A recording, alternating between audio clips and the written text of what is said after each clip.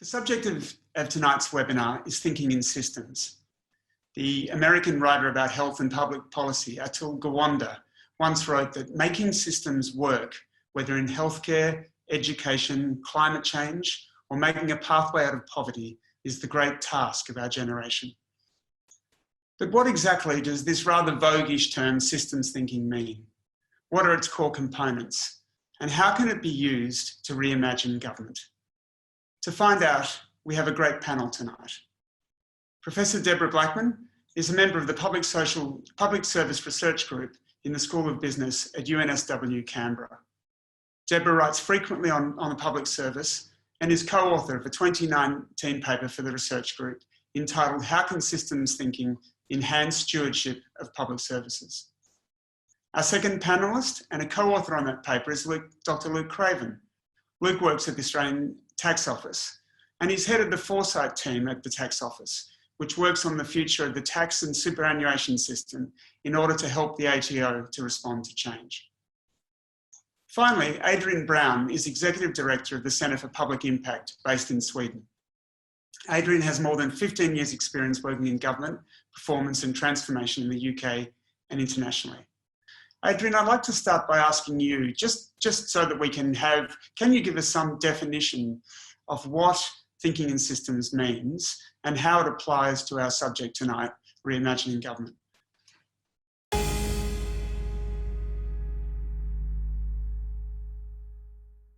Systems thinking can actually be thought of really rather simply, which is to recognise that the world around us and the organisations in which we operate are actually systems in which many parts are connected to many other parts. So everything is interconnected.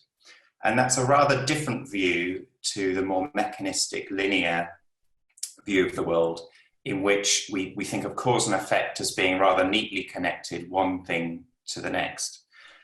So if we take a systems view, we're actually saying we reject, to some extent, this idea that cause and effect follow neatly. And in fact, effects have multiple causes.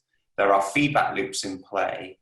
It's hard to put a boundary around a particular set of activities or actions because the system is considered to be open and interconnected with other effects in a wider context.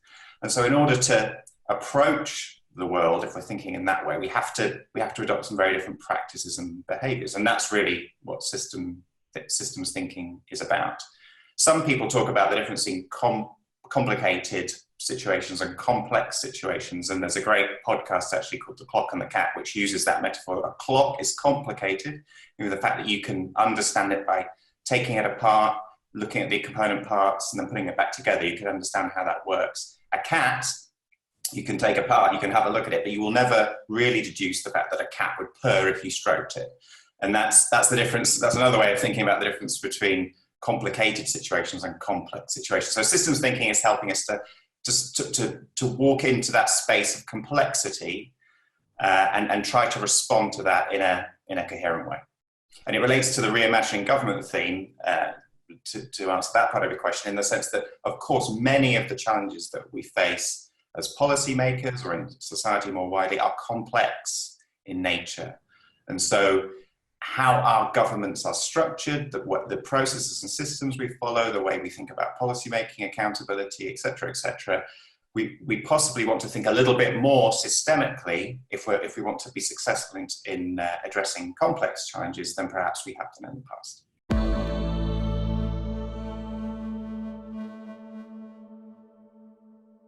I suppose for me, picking up very much what Adrian was talking about, it's thinking about you've got to keep things as a whole. So our tendency has always been to try and understand things by breaking things down, because that way we can control them, we can share the work out, we can evaluate a small part of it and we can understand that. And that's been very much the way that we've chosen to organize ourselves. And it's been about the way we do governance, and it's about the way we make decisions, and it's about the way we do project management and program management in government.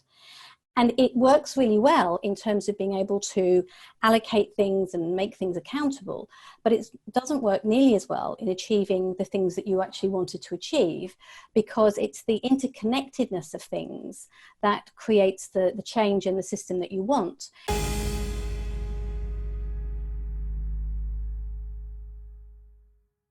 So I work very much in the people and system space, looking at HR, and there's much discussion all the time about the need for alignment, and we need to make sure that all the different parts of HR fit together, which sounds great, but then what happens is we then have a recruitment team and a development team and a team that's looking at remuneration and performance. And although there is some discussion about the fact they have to work together, the implication of what happens in one part is not well understood when they realise what they've done elsewhere. And a colleague of mine, Sue Williamson, frequently does what she does. She looks at all the policies and puts them together in a systemic map and starts to realise that actually this isn't going to work the way you wanted it to, because this bit and this bit are actually working against each other.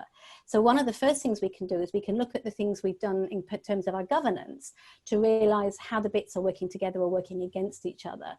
And so maybe that's my first example for you. Luke, you're a public servant. Tell me, why is systems thinking popular now, do you think?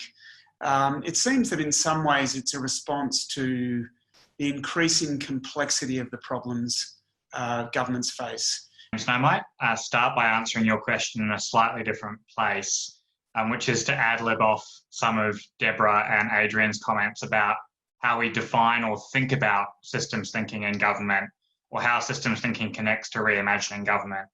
Because I think the tendency in this conversation is to actually create straw men. I don't think there is a systems thinking utopia, and I don't think there is a linear reductionist thinking dystopia in our world. I don't think thinking in systems or not thinking in systems is a binary choice.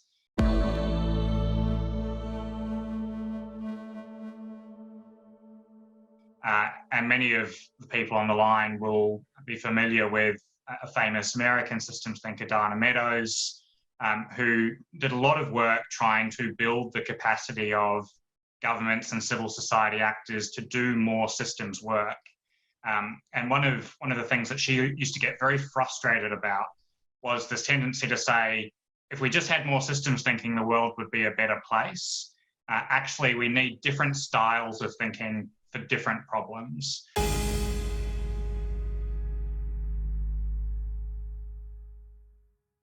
And actually, systems thinking will often go hand in hand with our more structured approaches to problem solving, which might need to, by necessity, focus on a particular piece of the problem in isolation from others.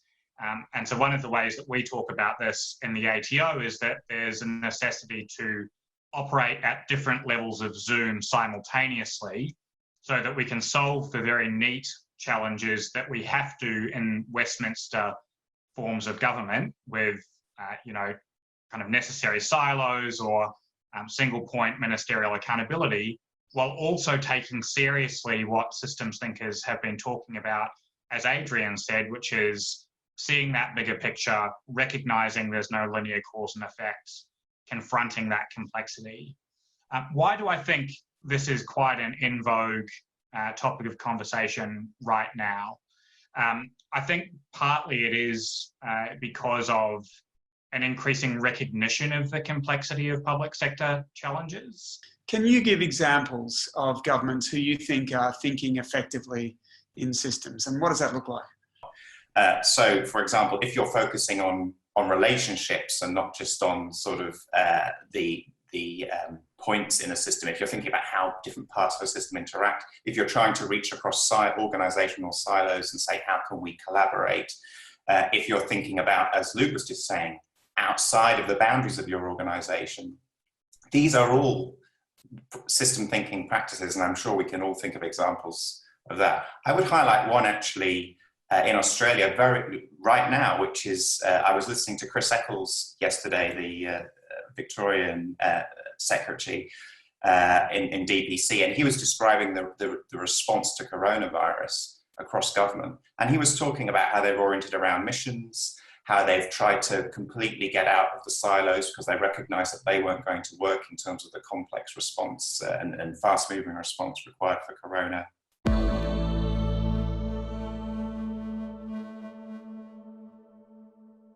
How they were thinking about outcomes. So I would say that's a great example of systems thinking. I'm sure we could all say, well, look, there are some ways we could improve it or go further, but that is systems thinking.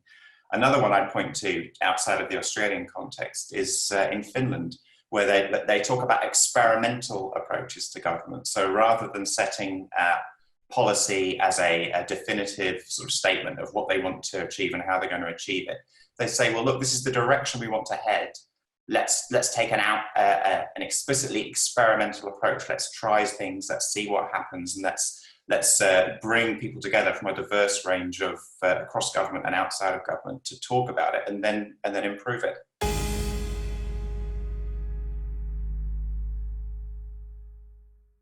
That's a systems approach, and there are many, many, many others that I could list around the world. So I think it's perhaps a case of us getting a little bit more awareness for the characteristics of systems and systems approaches, spotting them in our own practice, on our own work, and then asking how we can improve. So what's the next step from where we are, rather than perhaps setting ourselves up for a great leap into this sort of systems future that perhaps feels a bit more difficult to achieve and is unrealistic.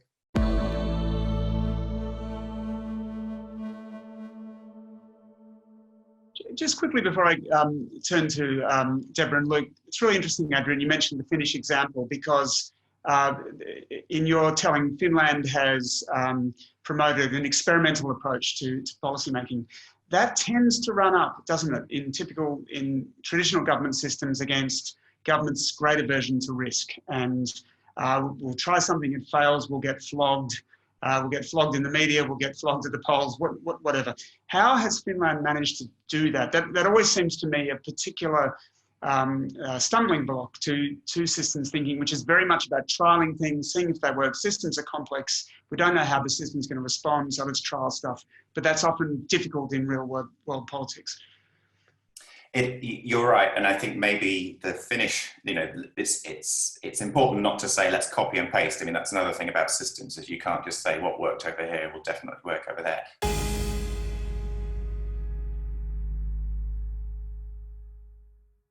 Finland is a unique country. I'm talking to you from Sweden, by the way, so I'm sort of in the region.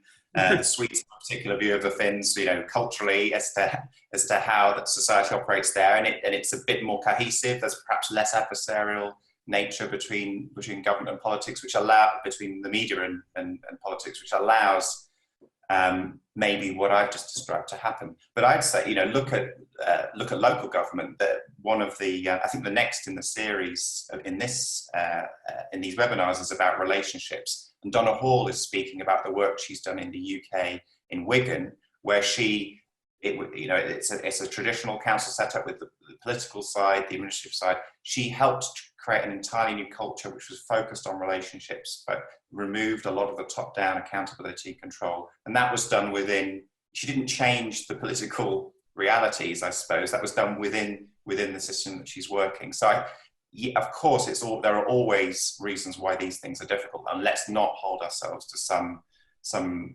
ridiculous ideal that's completely unachievable. But I think in any situation, you can ask yourself, what steps can we take? What are the adjacencies from where we are now that would allow us to introduce a bit more of these kinds of concepts? And will they help us to achieve better outcomes? Because our hypothesis, I suppose, is that they will. How do we measure and evaluate whether systems thinking has been successful? And one of the issues, I think, for me is often we focus on the problem and not what the end state will look like, not where it is we're trying to go. And so when you're looking at measurement, if you've worked out what you think the answer is, then you're going to have problems with the measurement, because anything that isn't that is going to be a failure. Whereas actually the fact that you're interacting with a complex system means that the only place you're not going to end up is that place you thought you were going to be. And one of the hard bits is accepting that that's okay.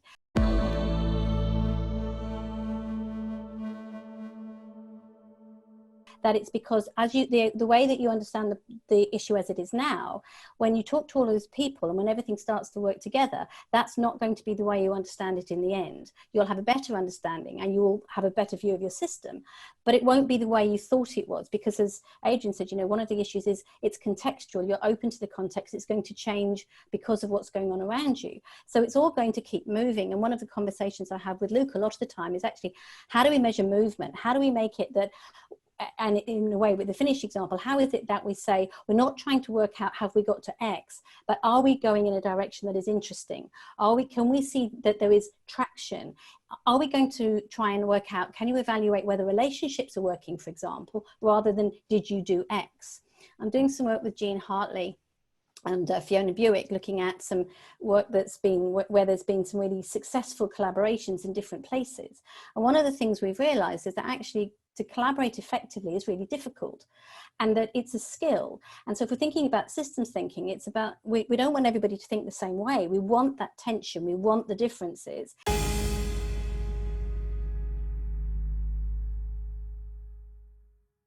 And in a way, to understand why we need those tensions and differences is that because you can't have change unless something is understood in a different way. And I can't remember who it was who used to say, stop worrying about the walls and the doors. What you need is a lot of really good bridges and windows, because that will enable you to get across and around and through without trying to rebuild the whole thing. And I always remember thinking, yes, that where are the windows, where are the bridges? That will give us a different way of thinking about the flow. Why do you think, and do you think, that the take-up of systems thinking has been slow in government? I think where adoption has been slow is in scaling systems thinking up. And so, you know, shifting it from something that is used in the delivery or design of particular policies, programs, or services to being a macro approach that helps us do the work of government. And I think there are a number of reasons why, you know, change of that macro nature is slow. But I think there are some specific reasons related to what systems thinking is and what it tries to achieve that makes that difficult in the kind of governments that we operate in, at least in places like the UK, New Zealand and Australia. And people have heard me talk about this before, very likely, but those are things like accountability frameworks, risk frameworks, project management frameworks, the relationship between government and the public sector, all of which in their own ways limit the ability for systems thinking to operate at scale. And I think we would need to think actively about removing some of those impediments to get that kind of success. Do you have any thoughts about how they might be removed? Again, sort of public sector nerds on the line will know that there's some very interesting public sector reform going on in New Zealand at the moment, quite focused on changing the accountability structures in government. So rather than public sector chief executives being accountable to one minister, they'll be accountable to kind of cross-departmental boards of ministers who actually, in a very similar way to the work that Chris Eccles has been doing in Victoria, orient their work around missions rather than kind of domain-based departmental structures. I think that's a very promising way not only to change the way that accountability structures work, but also to think about the way that we imagine large pieces of transformation that cut across government. Deborah, what do you think? I've got a comment here from Robin Perry who says, as a former public servant, it is clear to me that institutional silos are the fundamental impediment for systems thinking. And that these silos are usually underpinned by competing agendas which undermine the willingness to collaborate. I think there's no question that we see that and that we have that. It's the competing agendas that's the issue. So it's about, it comes back in a way to how are we rewarding certain behaviours and how are we measuring and evaluating success? Because if the success is that you can achieve your agenda, even if it's going to reduce the capacity to achieve the long-term outcome, then inevitably that is going to be a problem. So we come back to governance, which in a way is what we've all been talking about as we've gone through, is how do you choose, if you think about what governance is, it's how do you choose to organise yourself. It's not just that you know, we can't do it. But I think it's about saying, why are we continually rewarding the things that we don't necessarily want to happen? And the answer to that is often is because we've always done it that way. And we've got, you know, to do it differently. Coming back to the conversation we're having about innovation, there's got to be a capacity to take a risk, to try something new. And it's not that we can't necessarily do that, but it's that it can be difficult to do it without there being problems on the way. And that who's going to make that okay can be the difficulty. Now, often we find, coming back to the scale issue, lots of people can do lots of things locally. And many people who have heard me say this story before, that I went to some innovation awards, and the thing that worried me the most was every single people who won, every single one of the teams that won, thanked their manager for keeping them hidden while they did it. So the fact was that they could get it done, and once they'd done it, everybody was really pleased about it, but it was hidden until then. Is collaboration the same thing as systems thinking? Is there an element of reinventing our democracy through systems thinking? I think collaboration is a necessary but not sufficient condition. So I think within systems thinking, you would expect to see far more collaborative approaches, but you can collaborate in ways that are more mechanistic, I suppose, if you want to. So it's not the same as, but you'd expect to see it. As for sort of reinventing democracy, what systems thinking implies is that you want to create a space for dialogue and to have an opportunity for different views to be brought to bear on a problem, because by nature you need that diversity of thinking if you're going to make progress using a systems logic. Our systems of democracy and accountability can often mitigate against that, because they encourage us to have solutions that get sort of described in detail at the outset and are done by perhaps a small group of clever people at the top. But we do know through the work of many who've been thinking about more deliberative approaches to democracy, citizens' juries, using human-centered design approaches to service, to thinking about services. There are other ways of bringing voices into a conversation that aren't the kind of 4-year electoral cycle. I've seen a lot of comments in the chat about, you know, how does this fit with a 4-year electoral cycle? Well, I think, you know, that is a constraint that we have to work within, but there are many other ways of creating space for dialogue, listening, within that are democratic and other mechanisms that we can explore.